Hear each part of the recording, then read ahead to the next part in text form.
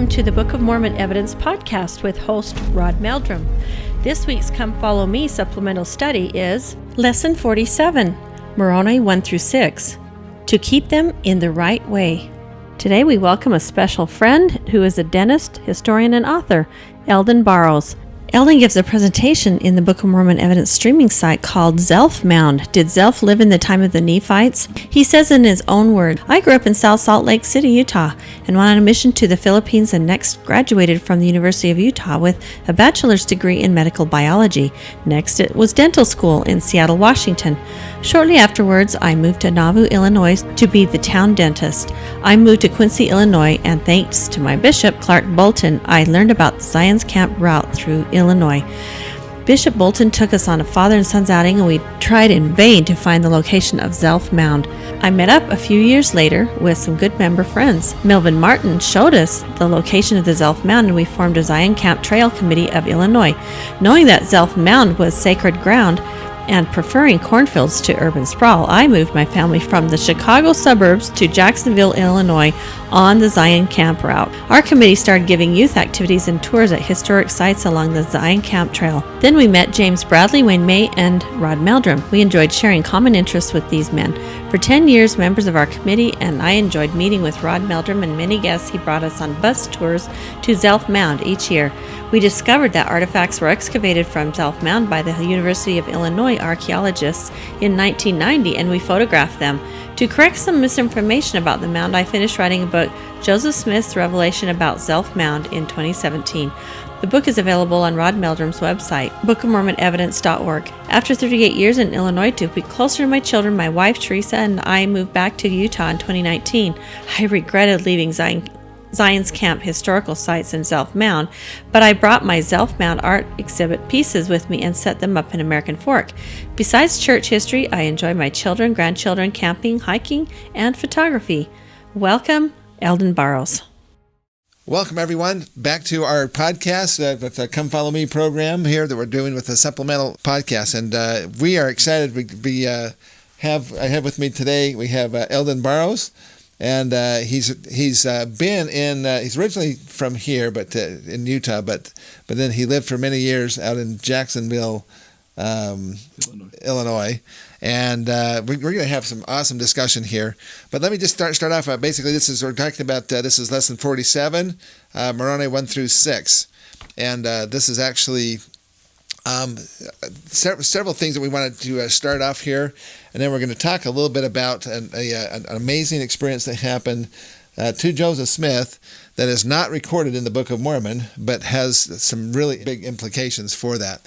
So we start off. If you have your annotated Book of Mormon handy here, we're going to start off here with on page 496 in the Book of Moroni in the Book of Mormon. So there we go.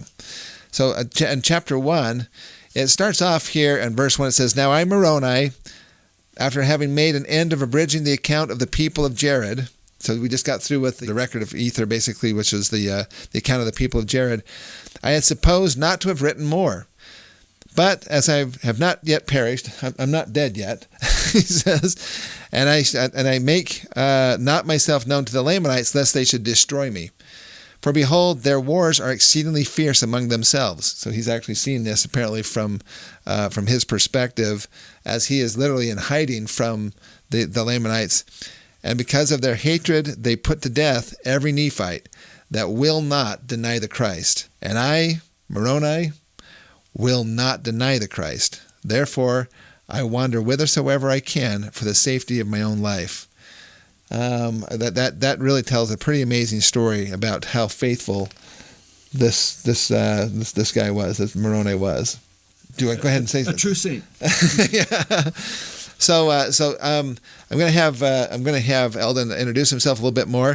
There's just a couple other things I wanted to do in chapter 2, basically. Of Moroni, it talks about the gift of the Holy Ghost. In chapter 3, he's talking about the ordination of the priesthood. Again, our understanding is that you've already gone through the lesson material here in the Come Follow Me program. This is supplemental material to give you additional understanding and insights beyond what is in the standard lesson plan. And then you have Moroni chapter 4 is the blessing on the sacramental bread, and then and chapter 5 is the blessing on the wine or the water. And I wanted to bring up just one little thing here as we do this. Many people, there's just so much symbolism when it comes down to the sacrament. And a lot of people don't realize that, how many of you realize that we actually have altars in our chapels? That there's an altar in there. I never even thought of it. Yeah, well, basically, that's what the sacramental table is. It's an altar, and basically, so when we do the sacrament and we have it all, we all know how that's actually kind of a setup. It has a white sheet, basically a white cloth over the top of the table, and then the bread and the water is put up there, and then that's covered up again. And so what are these? What's some of the symbolism here? We don't want to spend too much time on this. When Christ was first born, his mother wrapped him in swaddling clothes, basically, essentially a clean, would typically be white wrap, and so forth. Would prepare the child's skin with different oils and things that they would rub on the skin to try to help with issues that might happen with skin problems, and prepare his body basically to be able to grow and develop and so forth as he gets older. In the case of Christ, at the end of his life, after his crucifixion, his mother was also involved with then taking that same person that she had wrapped carefully as a babe, as a child.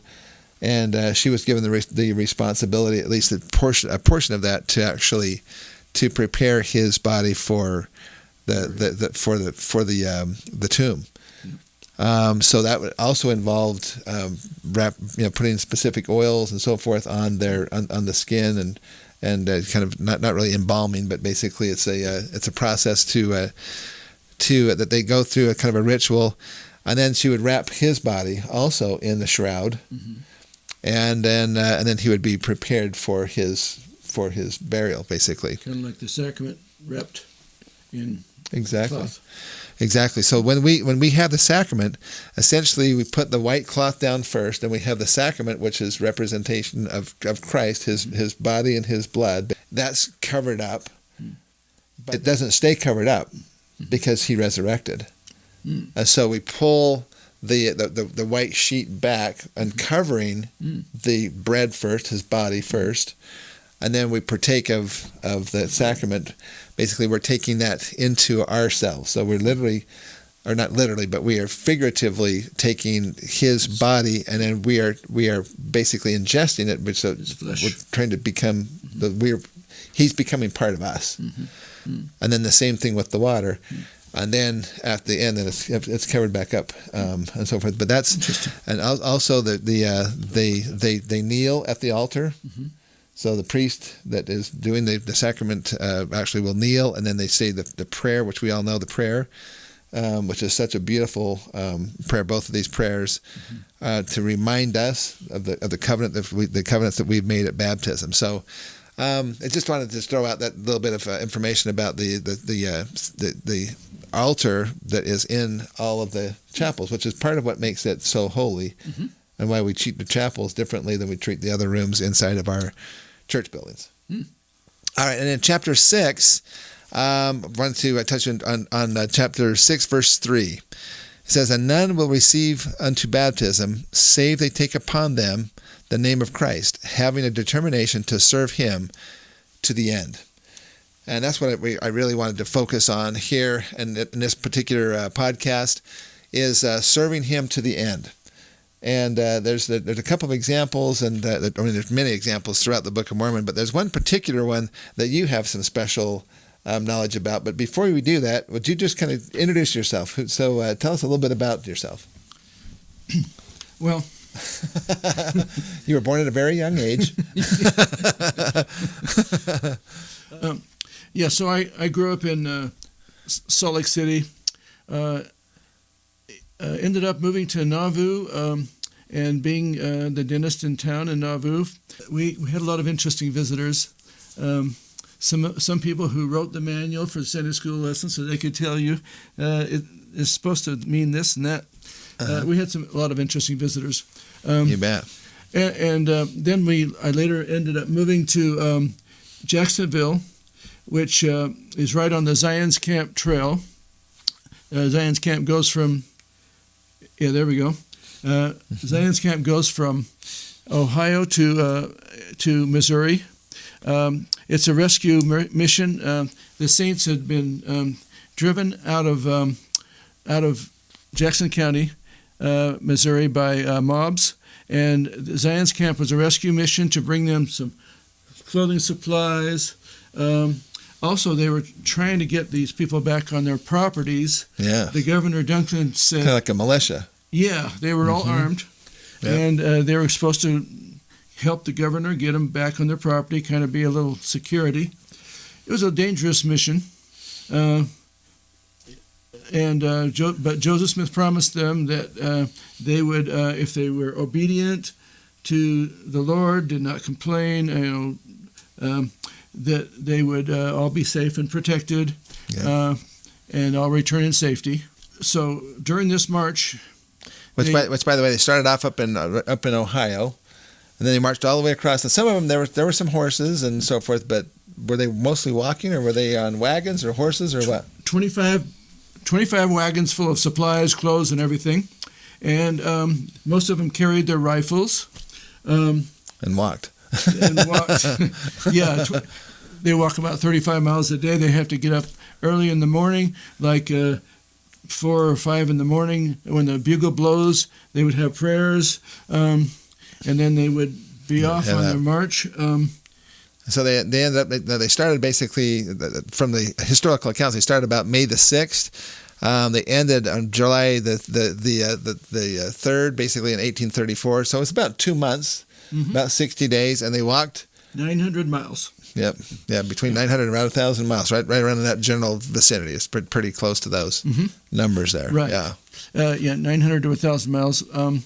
Yeah, it was a blister foot type experience, and the guys that went on Zion's Camp, the men that went on Zion's Camp, Wilford Woodruff said his neighbors said, "Don't go, you're going to die.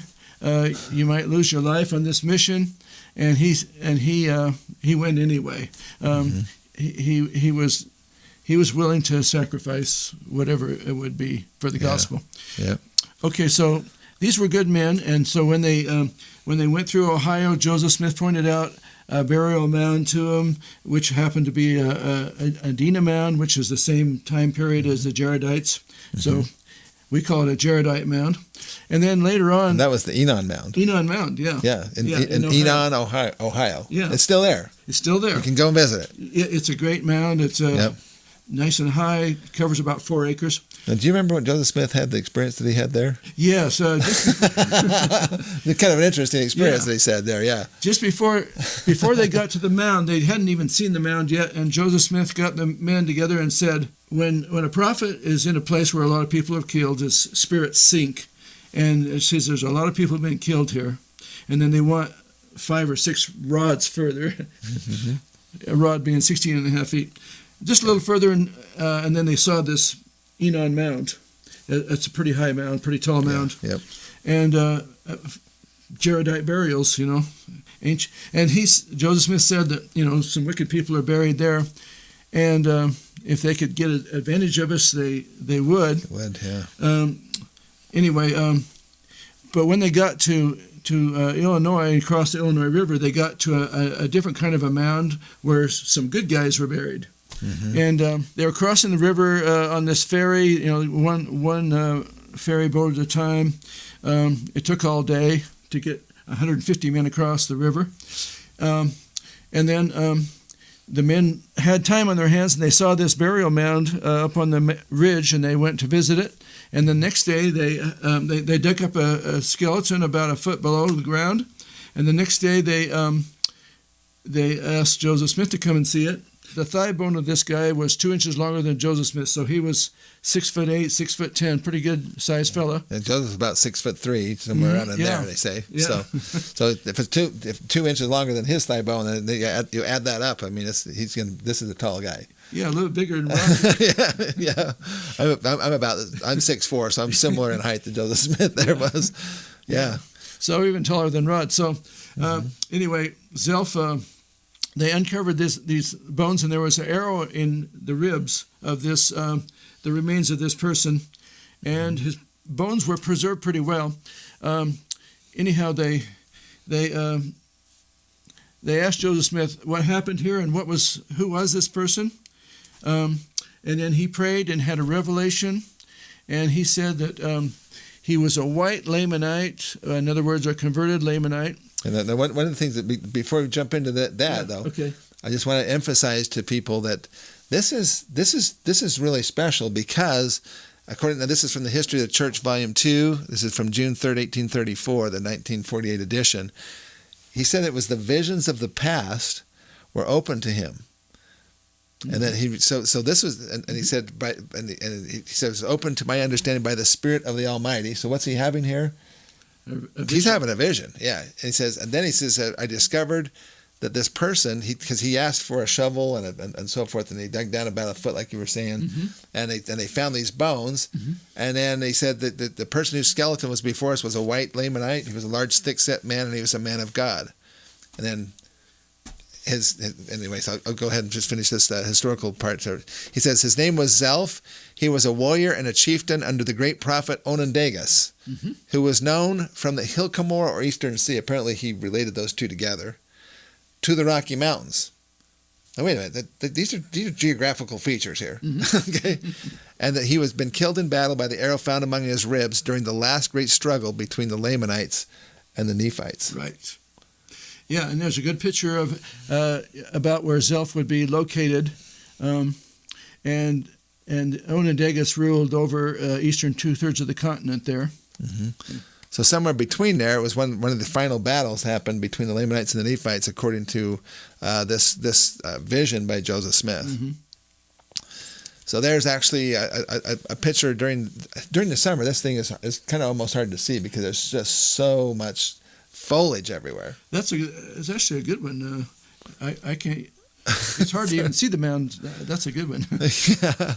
Yeah, you can see it a little bit better in the wintertime. Mm-hmm. In fact, so now just information. We're going to get into some more details on this, but just if you want to get some more basic information, if you have a copy of Exploring the Book of Mormon in America's Heartland, and you can go ahead and open this up to the portion here about Joseph Smith and what he knew. Has the Wentworth letter, the Lucy Mack Smith account, and then it goes into Zion's Camp March. So this is the Zion Camp March right here. So you can read this part right here with the big thistle on it. And so let me just read this little portion of it here. It says, February 24th, 1834, the Lord commanded the prophet Joseph Smith to organize a group of men to aid the brethren. We've already talked about that. So Zion's Camp was officially organized on May the 6th, and then they crossed Ohio and so forth. Members of Zion's Camp traveled nearly 1,000 miles on foot between Kirtland, Ohio, and western Missouri. Zion's Camp was officially disbanded on July 3rd, 1834. The instruction and experience of many of the early leaders of the church received during Zion's Camp became invaluable to the later church. All save 3 members of the original quorum of the 12 apostles and the original first quorum of the 70 participated in Zion's Camp. It's a big deal. Yes, it's like a scouting. It's like a scoutmaster taking his boys on a 6-week hike, and then teaching them the gospel along the way along the camps. You can imagine the firesides they had mm-hmm. with Joseph Smith being there. And he would teach them, he taught them how to behave towards animals. The rattlesnake deal. They didn't kill the rattlesnake. Yep. He taught them a lot of things, and especially how to have a good attitude, mm-hmm. Even if you have sore feet. Yeah, Towards the Lord. No doubt. So now this next picture basically is on page 29 in the Exploring the Book of Mormon in America's Heartland, which is a picture basically of Zelph Mound. These couple of pictures here. That Zeldin actually was able to get an original picture from the 1880s, photographed from the Department of Anthropology and the Museum of Natural History, the Smithsonian Institution, of the mound before it really got covered with trees. Yeah. And this is kind of what it looks like today. This is from Dr. Barrowes here. And so then you see there's a picture along the trail as you go up, and you can see the Illinois River as you go up the trail. So tell us a little bit. Now, you've been involved with the Zion's Camp Trail Committee. Mm-hmm. You were the president for a while. For a while, yeah. Yes. Until we elected Richard Mudd. Yeah, we formed a Zion's Camp Trail Committee, even though we knew where, there were some people who knew where Zelph Mound was. A lot of people didn't know how to get there. And I tried to find it myself when I was living in Quincy, Illinois. We had a father and son's outing. We tried to find it. We couldn't find it. But Melvin Martin, a dentist in Pittsfield, Illinois, Melvin Martin, took us up to the mound, and then Richard Mudd was also an enthusiast about Zion's Camp, and so we formed the Zion's Camp Trail Committee, and then later on, Mark Green, a hand surgeon, joined us. We had a lot of good times with our committee, and we would bring groups up, youth conferences and things up to see the mound, and then we met Rod Meldrum, but before we met him... who do you think was some of the first people to have actually identified this? I mean, obviously Joseph Smith and the brethren were there. There was, I think, 12 brethren with him when they went up on the mound, and 8 of them wrote about it in their journals and so forth. But then it kind of became obscured from history, and so there was a couple of people who really took the initiative to try to find this place. Yeah, like Rod said, 6 people wrote it in their journals, and plus Joseph Smith wrote a letter to his wife the next day. Which we're going to show you that in just a minute. I'll show you that. Yep. So James Bradley, he's the one who wrote this book. Yeah, book on Zion's Camp. It's kind of the definitive book on Zion's Camp. The best book you can get on Zion's Camp. He looked for the Zelph Mound for 25 years. He was an institute instructor for Utah State University. Yep.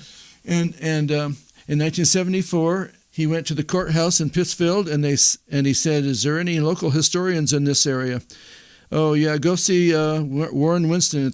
He's the pharmacist." So he went over to Warren Winston's pharmacy, and he said, "Do you know anything about this Zelph burial mound? And do you know where they crossed the river, the Zion's Camp crossed the river, the Phillips Ferry? Where's the Phillips Ferry at?" Yeah. And Warren Winston said, "Well, it's funny you asked me today, because yesterday an archaeologist came by my office with a map of all these burial mounds, and there was one of them that was extraordinarily large, and she was excited about it, and she wanted me to know all about it, and that happened to be Zelph Mound." With the help of Warren Winston and Jane Baxter, the archaeologists, they identified the mound. So. Yeah, and actually they don't call it Zelph Mound, obviously. They call it Naples Russell Mound number 8. Right. Or Russell Naple Mound, which one of the two? Naples Russell Mound. Okay. Yeah. Naples. Because there's 8 mounds there on that hillside. Yeah. They had, Now, again, I just want to bring this out. It's called The Eternal Perspective of Zion's Camp by James L. Bradley. We've been carrying this book for a number of years now, but because he passed away, we can't get any more of these, so we have probably about 20 or 30 of these books left. When they're done, we can't get any more of them. But I wanted to point out in here, I marked this really quickly here, but on the inside of the book here, he was given an opportunity. Go ahead. Do you want to tell about that? Yeah. James Bradley went to the church archives. He knew that the arrowhead that killed Zelph was in the Joseph F. Smith collection. It was handed from Brigham Young to Wilfred Woodruff. To Burr Riggs and somewhere there. Yeah, Burr Riggs, Brigham Young, Wilfred Woodruff, and then to the Joseph F. Smith collection. He went in there and took a picture. They let him see the archive thing, church First Presidency archives, and he took a picture of the arrowhead that killed on a ruler. You can see the ruler right there, so you can see about how big it is according to that. So it's about 3.5 inches, almost 4 inches long. It's made out of black Yellowstone obsidian, which comes from Yellowstone. But this is in Illinois. No, it's not from Illinois. No, I mean, but it was found in Illinois. Right, that's where Zelph is buried. So somebody had carried that Yellowstone obsidian all the way out from out here in the west out to Illinois. Right, and that's a trade network. It's called the Hopewell Interaction Sphere, and it's a trade network. Well, we said that Onondagas ruled over the eastern 2/3 of the continent. From the Rocky Mountains. To the Atlantic is where the Yellowstone's at. Yeah. That's right. Yeah. And so all the stuff they found at Zelph Mound, which we'll show you in a minute, came from this wide area, Yes. showing that there was an organized government in place, just like Joseph Smith said. Yeah. And these were all Hopewell artifacts, which date to the time that Joseph Smith said that Zelph was killed. Exactly. He was killed during the Hopewell time. In fact, the Hopewell culture were Nephites. Yeah. Hopewell's the same as Nephites. So the Hopewells built this mound and everything. So now James Bradley basically went out there and he identified this. And then I had another friend of mine, it's Charles Allen. Mm-hmm. And he's known as the window maker. He was the guy that did all the windows and doors for the Nauvoo Temple Restoration Project. Mm-hmm. He also, now he was asked by Lamar Barrett at BYU, mm-hmm. to if he could go out and identify this mound and make sure that we know where this actual place is, because this is an important place. This is one of the few places in the world where church history and Book of Mormon history actually intersect each other. Mm-hmm. Because we know that there was actually, if Joseph Smith's revelation is correct, then we have this white Lamanite guy, and he's buried there, and then Joseph Smith is physically there, mm-hmm. As they dig up the bones and so forth. So this is kind of a special place. So basically, Charles Allen went out there, and he got a hold of some of the old plat maps apparently, mm-hmm. and he found out where this Phillips Ferry was. Mm-hmm. And according to the accounts that you'll read here in the Eternal Perspective of Zion's Camp, they said that they crossed the river and about a mile or so away. A mile above. Below a mile north of the mound. Yeah, was where they crossed in the ferry, mm-hmm. and so they camped for the night. And the next morning they got up, and that's when they basically, like you're talking about, they ended up making the trip up there with these brethren, and they dug up these things. Anyway, so while he was doing this research, he was also given the opportunity to take a look at apparently the Zelph arrowhead and so forth. And so he also, using the pictures and so forth, I'm not sure if they used the pictures from James Bradley or if he had his own pictures, but he got a professional flint knapper, mm-hmm. and he had 2 replica arrowheads made. So that's what this is right here. So this is my replica that he gave me. Before he passed away, actually, he gave me this arrowhead, but it's actually within a 1/16 of an inch of any direction of the actual arrowhead that killed Zelph.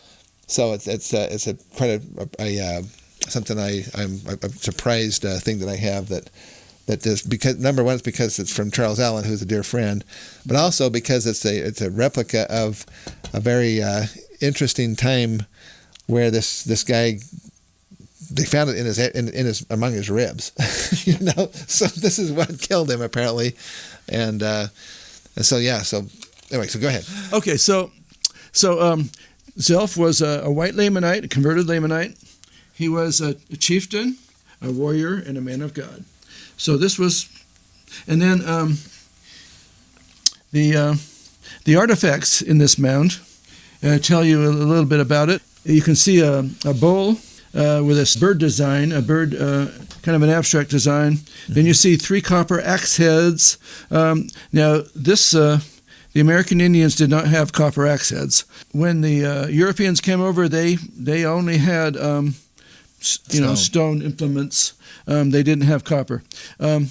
This was a more advanced race. It was a Nephite race. So mm-hmm. These artifacts are Nephite artifacts. Archaeologists will call them Hopewell.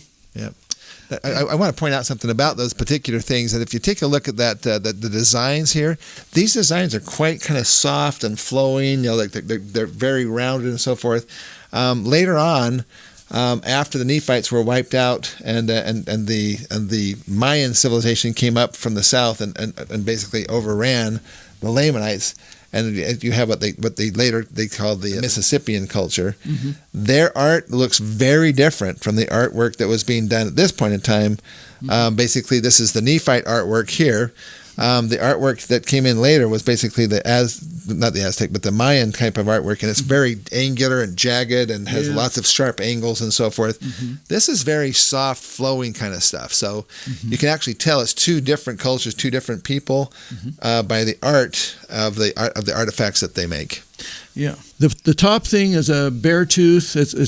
They would wear bear teeth around their necklace if they're important people, bear canines. I guess this is probably a way of showing that you're You were a warrior. You're the You killed a bear. Yeah, you can't come by bears very easily. Yeah, that's right. Or kill them. Yeah, that's right. Yeah, they don't have any high-powered rifles back then. Give them whack 'em with a rock. That's Or probably a carrots. bow and arrow or an atlatl. Atlatl, yeah. Which, by the way, is actually what this is. Uh-huh. This is an atlatl tip. So it's too heavy to be on an arrow. It's actually an atlatl, which is a small spear. Yep. About that long. Yep. Yeah. And they would throw it with another stick to 100 miles an hour. Yeah. Yeah. Okay, so this bear tooth, and the next one is a smoking pipe. They would wear around their a string around their neck. It's a gorget pipe, they call it. And there, it shows you'd have to machine that thing in order to get air, the hole through the one direction to meet the hole in the other direction. It would take machinery. Now this bottom one is a two-headed duck, and it's kind of hard to see it. It's a two-headed duck, but if you the heads go opposite direction. Okay, Yeah. The two heads Comes up on one neck and the two heads pop out. But There the you go. funny thing is, and I wish I had another picture of this, but if you you can see it from here. If you turn that sideways, I don't know if we can turn that sideways. Keep going. Turn it one more time. Try to see if you can rotate it a little bit. There we go. Okay, now that's a two-headed duck. Okay, you see a head of what the duck. Yeah. Bring that one up, enlarge that up. You see there you go. Yeah. Oh, yeah, you can see it. A duck, a two-headed duck. One goes one way, one goes the other way. Now, can you turn that 180 degrees? There you go. Okay, now bring it, enlarge it up again.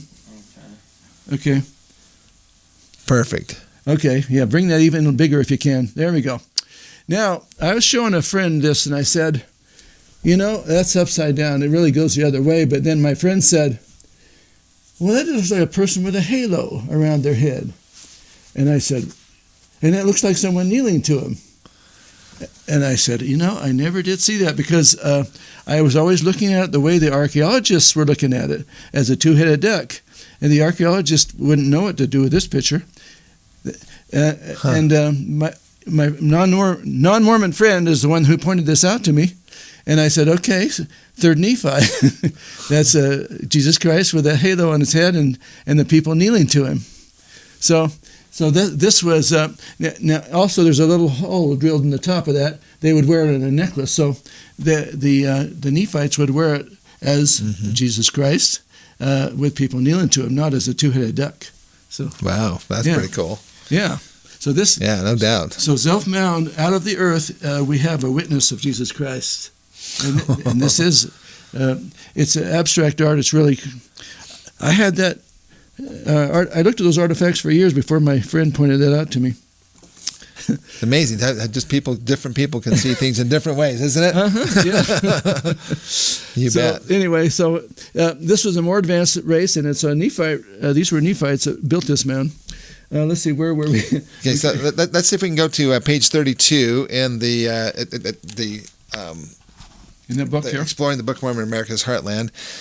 There is a beautiful bronze that was done by my friend Jason Millward. He's an artist out here. He did this in bronze there. It's a bas relief thing, but basically it shows, you can see the kind of the bones sticking out there. You have some of the brethren coming around. You can see John Taylor and Wilfred Woodruff that were there, and then Joseph Smith as he looks up and he's holding the arrowhead in his hand, and you can see the vision, the rays coming down from Revelation and so forth going on. Also, you can see a close up of this particular arrowhead. That is the replica. Let's go over here to, this is page 32 in the Exploring the Book of Mormon, America's Heartland.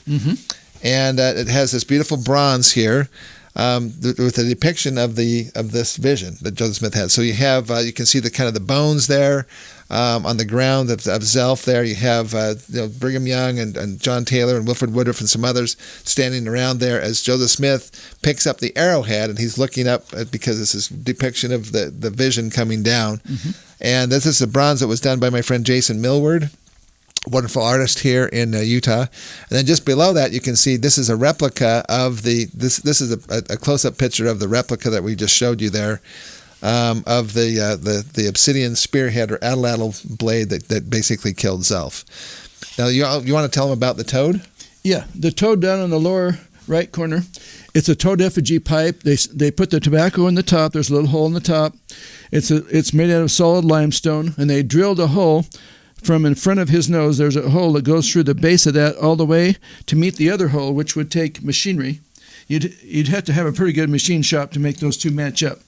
Which is also interesting because some of these, actually, the hole going through it is arched. Oh, yeah. How do you drill an arched hole? I don't even know how you do that today. That is a very good question. That is a really bizarre. Yeah. Some of those actually, because it's the effigy pipe has a base that's kind of bent like this, they actually had to drill a hole, and then it actually comes up and it arches up to where the pole is. That's amazing, isn't it? Yeah, it's pretty weird. Yeah. How they were doing that, who knows? Anyhow, this toad effigy pipe is a more advanced smoking pipe than the American Indians had. Indians had platform pipes, which is just a little round thing and a platform. Nothing fancy like this. This is Nephite artwork, not later Lamanite artwork. Yeah. And in fact, these pipes are basically indicative of the Hopewell. The people before them, the Dinas, they really didn't do this, and the people after them didn't do this either. So this is if you find one of these effigy pipes, it's a guaranteed. It's a Hopewell mound builder, which is Nephites. Yeah, true. So I asked I took a picture. That picture was taken of the toad effigy pipe and the other artifacts at the Illinois State Museum, and they're not on display, but the Zelph Mound artifacts are in a warehouse, and they brought them out and showed them to us, and we took pictures. They let us take pictures. But you had to go through a lot of effort to do that. I mean, didn't it take some months before they would finally do it or whatever?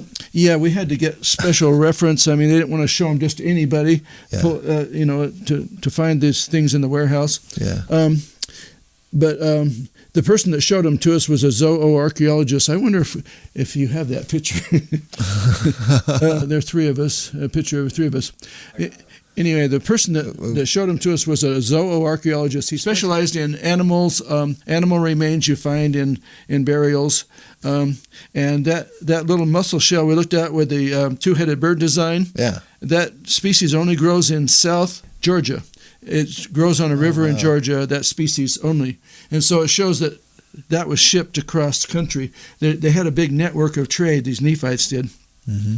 And they call them the Hopewell Interaction Sphere, but it's a Nephite trade network until the Nephites were destroyed. Yeah.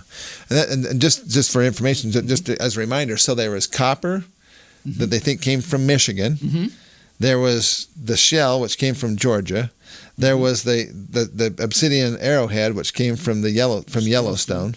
So that kind of gives you kind of a rough idea of the outer perimeter, basically, of this Hopewell culture. What they call it, the interaction sphere. Yeah, that's right. Seashells from the Gulf of Mexico, and some of these burial mounds had what they call a clear material, mica.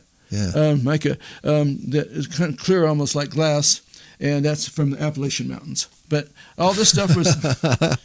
These people got around. Yeah, they did. Yeah. Yes, they did. And after the Nephites were destroyed, the Lamanites were all against each other, tribe against tribe, and the trade network went way down. Not much was traded after that. Yeah. On the here it is. There we Here's go. The picture. Okay, so the guy in the middle is... Martin, Terry Martin. He's a zooarchaeologist. The guy on the left is myself, and then Richard Mudd is on the right. Richard Mudd is the head of our Zion's Camp Committee at the moment. Mm-hmm. But they were pretty nice to explain all these artifacts to us and let us take photographs of them. Well, I got to say about being pretty nice. You are one of the nicest people for a number of years. You've come out and met with our tour groups, and as we've gone up on Zelph Mound to come up and share some of your knowledge and expertise and your experiences that you've had at this pretty amazing place. And so this is kind of some of the one of our groups there that we were at when we were there. Let's talk about that group. So Rod Meldrum, after we found these artifacts and took pictures of them, then I met Rod, and And called you to find out if I could get permission to use these in the book, because we were working on this book right about that time. I said, well, let's get these pictures in a book so people can see them. And so anyhow, Rod produced the book. He also brings bus tours. He organizes these bus tours, 3 or 4 bus tours a year until this COVID-19 year, which it's been hard on tours. There's nothing open. Everybody's closed. So Rod has been bringing all these busloads of all these enthusiasts, people who know about the Book of Mormon archaeology. Yeah. And so, I've enjoyed working with Rod. We've had such a good time. Yeah. Well, let me ask you a couple of quick questions here, because this is a pretty profound thing. How did this affect the prophet Joseph Smith? I mean, obviously, you're having a vision. He's seeing this as a guy. He's seeing this is where some of the final battles between the Lamanites and the Nephites happened. Mm-hmm. Do we have any evidence to suggest that this actually was had a profound effect on the prophet? Yes, he did. He wrote the letter. He had a vision, of course, and then he told a lot of things about this mound that we haven't, some things we haven't even covered yet. Mm-hmm. And in fact, just a couple of days later. Speaking of that, let me just throw this in here. This is a book, because there was some misinformation on the mound. Some people who were into Mesoamerica theories tried to discredit the mound and say that Zelph did the whole experience. Yeah. Joseph Smith didn't really, wasn't really clear. A little phasey that day. He was just teasing the boys. They were on a stressful march. He just kind of messing with them a little bit. Yeah, messing with their heads. But, no, they actually believed that was the case. And he tried to. The one person I'm thinking about wrote a fairly detailed article about it, and tried to say that Zelph did not live at the same time as the Nephites, which is totally false. And so that's one reason, anyhow, and with the encouragement of Rod and some of these people in these busloads. So I got the book finished. You can also get it on his website. Just go to the bookstore, and you'll find that. Yeah.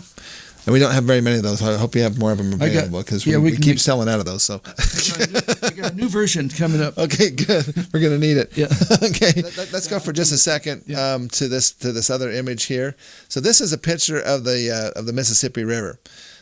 So a couple of days later, about 2 days after the vision that happened with Zelph, he found himself on the banks of the Mississippi River. Mm-hmm. And he sat down, and apparently was missing his sweetheart Emma, and so he sat down and wrote about a 6-page, kind of actually a love letter. Mm-hmm. Now this was kind of uncommon. You got to understand that this is rather uncommon for Joseph Smith to write directly himself in his own handwriting, because usually he had scribes that wrote things. Mm-hmm. But in this particular case, he wrote this letter. And this is what it says. I'm going to show you a picture of what they call the letter book, which is actually a copy of the original letter, but was handwritten copy into his letter book. But this is what he said. He says, "The whole of our journey, in the midst of so large a company of social, honest, and sincere men," he says, "we're wandering over the plains of the Nephites, recounting occasionally the history of the Book of Mormon, roving over the mounds." This is really interesting. Joseph Smith writing this now. Mm-hmm. He says, "We're wandering over the plains of the Nephites and roving over the mounds of that once beloved people of the Lord." Who's he talking about? The once beloved people. The Nephites, right? Mm-hmm. He says, "Picking up their skulls and their bones," which they just did literally 2 days before with Zelph, as what? As proof of its divine authenticity. Mm-hmm. Now, that has an awful lot of implications here. Okay, first off, either Joseph Smith knew what he was talking about, or he didn't. Now, like I said, like you were just saying, there was a couple of articles trying to discredit this account, and basically said, well, Joseph Smith said on one account, somebody said they dug down 6 inches, the other guy said it was a foot. Well, which is it? Some people said they dug other things up, and then they talked about that his leg had been broken, and it hadn't mended correctly, so it actually had kind of a lump on it or whatever. Yeah, Zelph's thigh bone had been broken, and it had mended itself, but it wasn't mended straight. Yeah. How many teeth did he have? 1 tooth. As a dentist, that's It shows he lived quite a while. Yeah. Zelph fought a lot of battles with the Lamanites, and to have his thigh bone broke and then lose all his teeth but one, he's persevered, and he was a converted Lamanite, so he believed in Christ. He kept the faith and persevered until the Lord suffered him to be taken. Yep, exactly.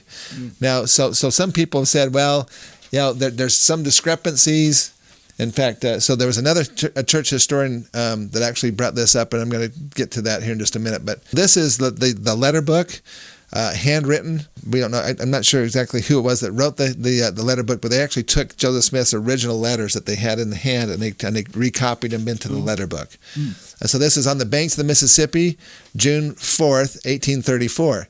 My dear companion, so this is written again to Emma. Now this is a little bit further, this is the whole page here, and at the very bottom of it down here, where you can see, this is where it says, the whole of your journey in the midst of so large a company of social, honest, and sincere men, wandering over the plains of the Nephites, recounting, and then it goes up to the top of the next page, occasionally the history of the Book of Mormon, roving over the mounds of that once beloved people of the Lord, picking up their skulls and their bones as proof of its divine authenticity, and notice who signed it at the bottom. Yeah. Joseph Smith Jr. Okay, so that's pretty clear. The interesting thing about this, to me, is that this matches exactly in the time frames of the Book of Mormon and in the right place. If you take a look at this, is from Mound Builders of Ancient America by Robert Silverberg. You see the vertical striped area here is the Hopewell mound builder people who were in this area from about 100 BC to 400 AD, according to him. Mm-hmm. That's an exact match with the Book of Mormon time frames of the Zarahemla and Bountiful areas, which is what we're talking about here. Mm-hmm. Suddenly at 400 AD, they just the whole disappeared. The whole civilization just kind of goes away. Mm-hmm. And that was right where Zelph's Mound is at. This is where the final battles actually took place, according to the Lord and Joseph Smith. Yeah. So this is basically that map put over the Zion's Camp Trail map. And you can see basically that Joseph Smith and the brethren were literally right in the middle of it. True. Which is just phenomenal. Right in the same area where Joseph Smith said that these things happened. I think that the letter to Emma is just it's such a powerful thing. Basically, he identifies who these people are. They're Nephites. He identifies one of their structures that separates them from any other structures or any other people. He said that they built mounds, mm-hmm. and he just twice or three times now he's had experiences on mounds, mm-hmm. On Zion's Camp March, and he said that these were the mounds were, and this is proof that the Book of Mormon is authentic. True. Evidences. Wow. Yeah. These are evidences of the Book of Mormon. Yep. And that little pendant showed a picture of Jesus Christ and people kneeling to him. I used to wonder when we were digging into when we were getting into these mounds and everything. I wondered why they didn't find any Hebrew language or anything that indicated their faith. And I had that pendant sitting in front of me for 8 years before I realized that's Jesus Christ. It could be Jesus Christ there, yeah. Now, another thing that I want to point out, and that is since we're using the annotated edition of the Book of Mormon as our reference material and reference guide here, on page 320, you will see in the annotated Book of Mormon an account of this. Basically, this shows the letter from the letter book and the information about that, and then some information about the whole Zion's Camp thing on page. So let's see, that's on page 320. Yeah, thanks for bringing up the picture of Jesus and people kneeling to him. I had that. I looked at that picture for 10 years and didn't see that because I was looking at the two-headed duck. Yeah. So with the heads up of the duck. Mm-hmm. Even makes more sense now than the two-headed duck. Perfect. Yeah. Okay, here we are. Okay, so this is on page 320 in the annotated edition of the Book of Mormon. And it has the account there from the history of the church and so forth, and also from the letter book 2 images. Okay, that's from the Community of Christ archives. Then we have on the next page, that's where it talks about the whole of our journey. And then on the next page, basically, we have Zelph in the Book of Mormon. This is telling the story of Zelph. And by the way, I want to thank our dear friend Ken Corbett, who is one of the most amazing artists in the church, and he did that painting. As you scroll down from there, you have Joseph Smith looking up as he's getting a revision, and then this is how he envisioned Zelph, the white Lamanite warrior. Artist conception. It's an artist conception. He has the Yod Heva mystic symbol on his chest there, on his breastplate. Yeah, and Onondagas in the background. Yeah, the prophet Onondagas. Yep, in the background. Exactly. And then on the next page, you'll be able to see on page 322 in the annotated edition, you have Zion's camp in the plains of the Nephites. Talking about the plains of the Nephites. By the way, some people have asked, what are the two yellow circles there? Those yellow circles are basically people. So you can get an idea of the people who are standing down in front of the mound, and the larger circle, and the smaller circle are the people up on the mound. So you can see how big this mound is. Which was built one basket full of dirt at a time. At a time, yeah.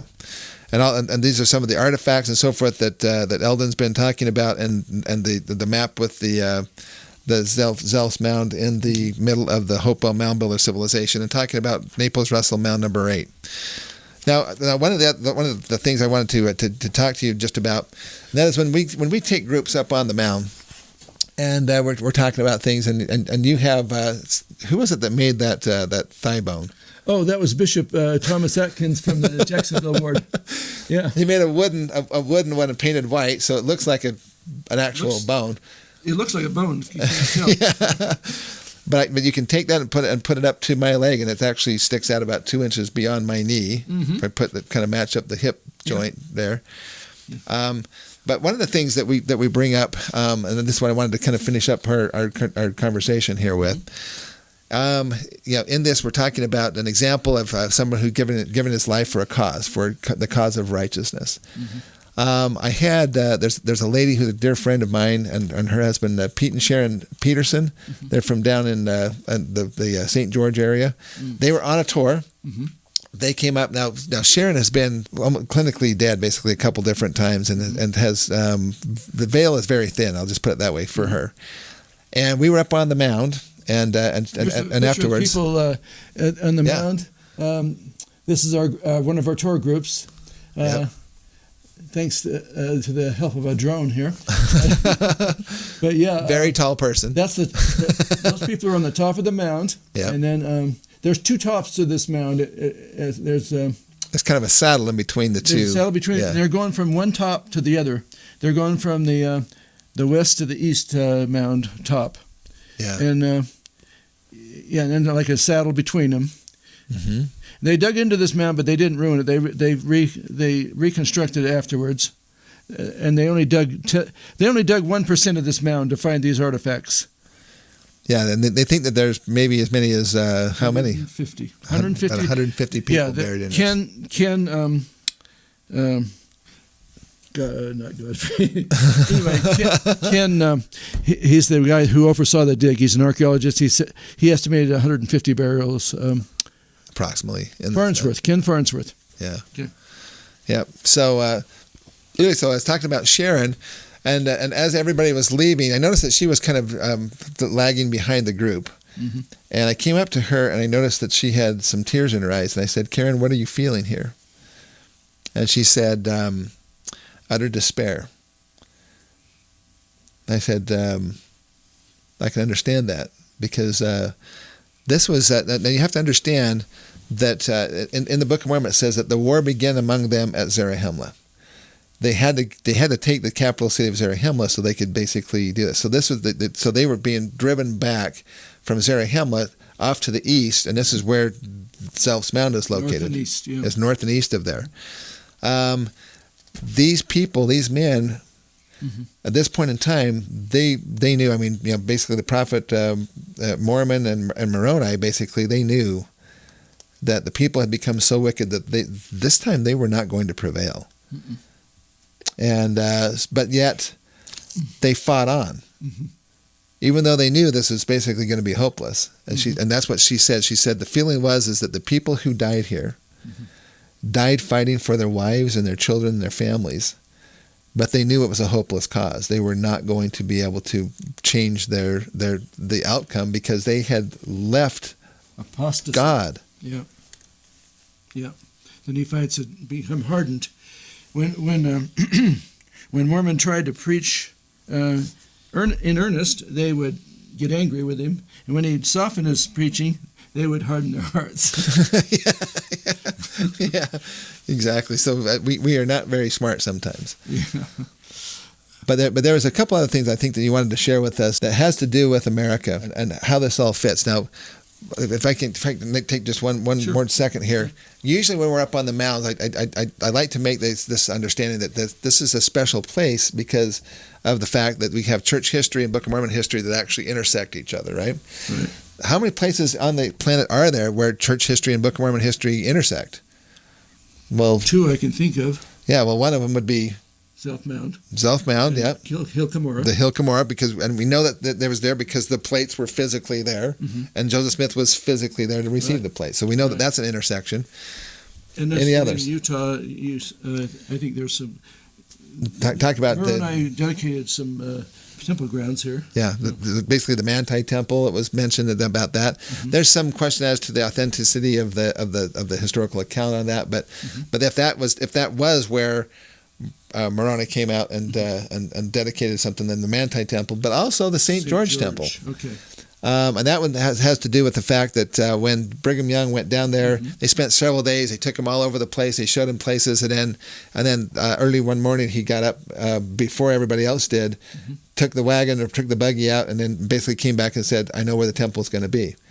They said, "Oh, really? Well, one of the places that we took you yesterday?" "No, it's a different place." So they brought him out there, and then they said, "Okay, this will be fine," and so forth.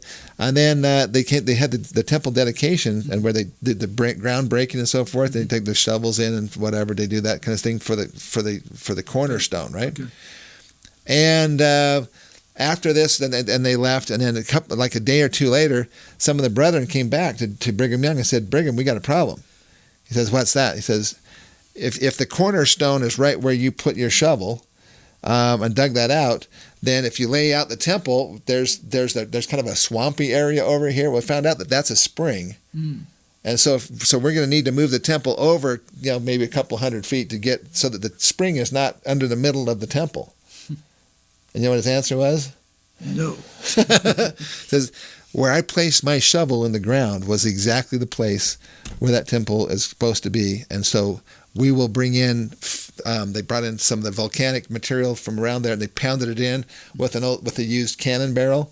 And basically that spring to this very day continues to run underneath the St. George Temple. Living water. The living water. That's right. That's the living water. It shows you that Brigham Young was basically saying that this is the exact place where Moroni was as he dedicated the temple. That's something. So that means that's another place where Book of Mormon history and church history 4 places. Actually intersect. There's only 4 places in the whole world that actually does that. So this is a pretty special place. Yes. And not many people have been there. Yeah, that's true. And it's not easy to find unless you know where you're going. You almost have to have a guide because there's so many trees and everything. And and it's not really clear. There's no really markers. There was some markers that you guys have put up with the Boy Scouts, but you can't get in there with a bus. You can get in there with a car. We put up some markers, and then the state archaeologists made us take them down. Oh, that happened. Because, we put a. They're afraid people will come in and. We put a post hole on the mound, which they don't. Okay. they got turned over in his office they bed or whatever when we did that.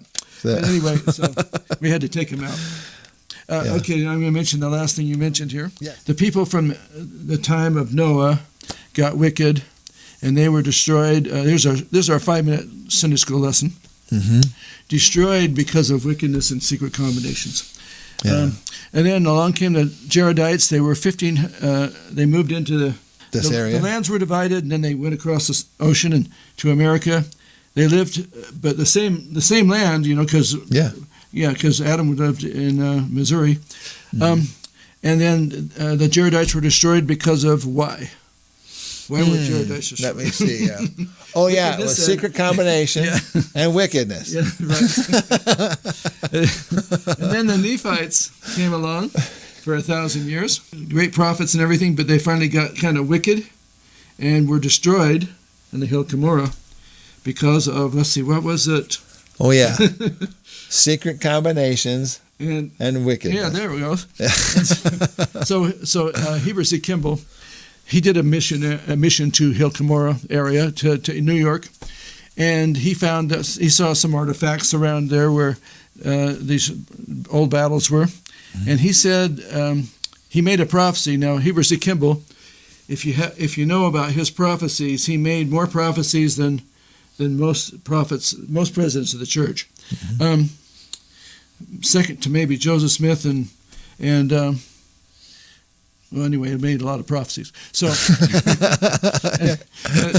and many of them came true. You know, like people being able to buy cloth and metal cheap in 1850 in Salt Lake City, because at the same price you could buy them in St. Louis.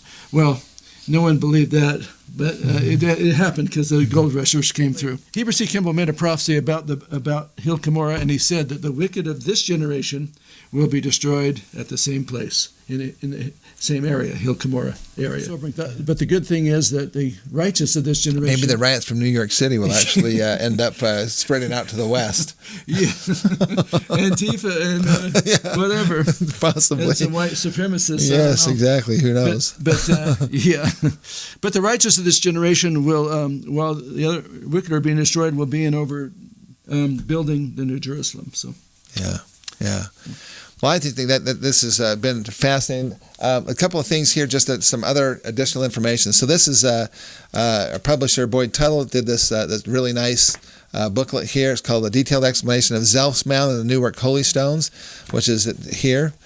You can get also Dr. Barrowes' books here on Zelph Mound. Also at the website, this is bookofmormonevidence.org. I just love this. Val Chadwick Bagley. He is the number one artist, when I say cartoonist, I should say, in the church, and he did a series of books. These are coloring books for kids, and I wanted to point out these are some of his handiworks here. This is I've had these are actually laminated here, but this is Mormon Moroni, father and son, military leaders, defenders of liberty, record keepers, and prophets of God. Then he did one for Nephi. There's Nephi with the gold plates. Then he has Captain Moroni. It has him kneeling there in the snow, and so forth there with the title of liberty, because he had his coat, his cloak or whatever there. His freedom, he says, in memory of our God and our religion and freedom and our peace and our wives and our children. And it was just the title of liberty. Mm-hmm. And then he also did one on, guess who? Zelph. Zelph. He was a chieftain, a Nephite defender. He was a man of God, led by Onondagas. He was a white Lamanite, and this is in the Book of Mormon Heartland. So then finally we have our prophet, Joseph Smith. Mm-hmm. He was praise to the man, prophet of restoration, martyr for the truth, and he also was in the heartland of America. This is where it was all restored. So this goes along with a set. There's actually a set of 4 coloring books with the same Mormon Moroni, Nephi, Zelph, and Joseph Smith. Okay, and inside of here, there we go. So this is Ryan. Ryan is a bit of a Zelphaholic. And so he had a whole thing. In fact, I'm going to show you some here in just a second. But this is the Zelph book. This book belongs to, and they can here's different things that they can color. So kids can color these things. There was actually, we didn't mention that, but there was 3 altars. Mm-hmm. There that Joseph Smith originally found. He said there's 3 altars that were in the ancient order. He said. Bill, yeah. So ways you can. Here's some different things in the coloring book. So these are just fun for the kids. Has all kinds of different activities that they can do to learn more about Zelph or Nephi, Mormon Moroni, or Joseph Smith. So there's that. These have they come with these posters here. Basically, this is wrapped around it. So there's all the posters that go along with that. Also, I just wanted to point out, so Ryan Nelson, he is phenomenal, and he has been involved with. In fact, I want to share a couple of other pictures here while we're going along here. So he actually commissioned Val Chadwick Bagley to make an entire activity center for one of our Book of Mormon expos. So this is the Firm Foundation Expo and the Book of Mormon Evidence Conference. So this is the where you first come in. They call it the Zelph Zone. There's a Zelph excavation, so they had that little skeleton, and you could kind of dig through the sand, and the kids could do that and find stuff. Yeah. We had a bunch of little arrowheads that we put in there, and they could pull out an arrowhead. Yeah. Just kind of a fun thing. This is the hole-in-one Kimura. Okay. So you can see the statue, the Hill Kimura statue there, and you have you can get the hole-in-one there. Mm-hmm. So the kids love that stuff. We had the ring the bison. So you throw the rings, and try to get it onto the bison horns there, and of course you got Nephi up there riding the buffalo. Yeah. And this is pin the tail on the Curalam, which was awesome. Cumulums and Cumulons or whatever they are. Yeah. And then the kids just had a ball. This is King Laban there in the background. You have to throw the beanbag through his mouth and stuff. And of course, you got Zelph standing there. King Laban? Yeah. No? Oh. Yeah. Okay. We had different people who came in. The Stoddards actually were kind of helping to run that, keep everybody going there and having some fun. This is Ryan Nelson. He said, "Speak softly and carry a big sword." I'm a Zelph-made man here, and then we have Val Chadwick Bagley there. He says, "I took a Zelphie," and he said, "Be true to your Zelph." There, we had a bunch of these signs that people could come and take their pictures. And that's about the height of Zelph too. Yeah, that's like about 6'8", 6'10", right there. Yeah, because I'm 6'4", so he's about 4 inches taller than me. Yeah. So that gives you an idea about how tall Zelph really was. So he'd have been a big guy. Yeah. Sure. That's just a nice the picture without the circles there, so you can still see. You had to go early in the spring before the leaves come up on all those plants, because after that you just can't hardly see anything. Best time for a photo. Yeah, exactly. And again, this is just one of the groups here. Your wife Therese is there on the right hand side in the kind of orangish color. And Rod is on the blue. Blue. Yeah, there as we went up there. And then this is another group there. We've had so many different groups that have come up there, but it's just been it's a marvelous experience. There's up here talking about the stuff. There's Eldon there and myself, and there's actually Chris Kimball with Legacy Tours. Jonathan Neville was there too. And there's Jonathan Neville right in the middle. And then, of course, this is Eldon here. He's got his "Make Cumorah Great Again" hat on. And there's some of our group as we're standing up on the mound there. So, make Cumorah great again, like a MAGA hat, huh? Yeah, like a MAGA hat. Yeah, there we go. There you go. Okay. Mike and Nancy. As they were up there. The last one there is just some other of the folks there. So that's the Obsidian Spear Point. So I think that pretty much wraps it up. So I hope that you've learned some more about the Book of Mormon, and specifically as it relates to the Book of Moroni. And in the Come Follow Me, it talked about examples of one giving their life for someone. And so I want to honor our the memory of Zelph. Mm-hmm. And Joseph Smith and the vision that he had up on that mound on that day. And to remind everyone that just like it says in the Come Follow Me manual, we need to think of ourselves and basically what would Jesus do?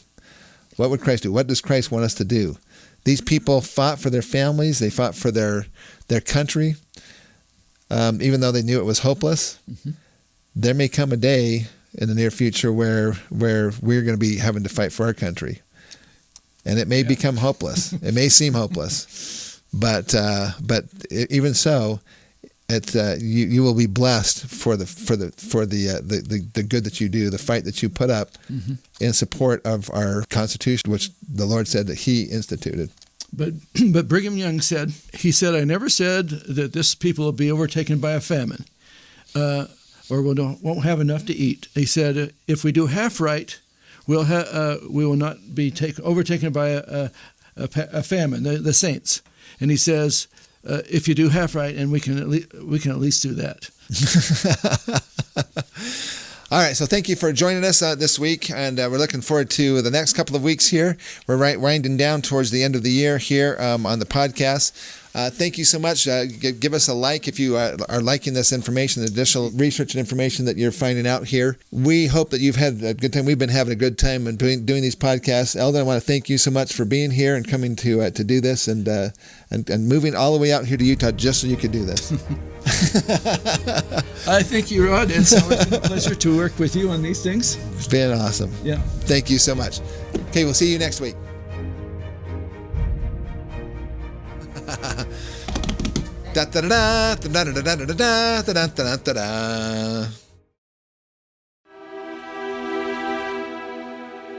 To me, this is not just another nation.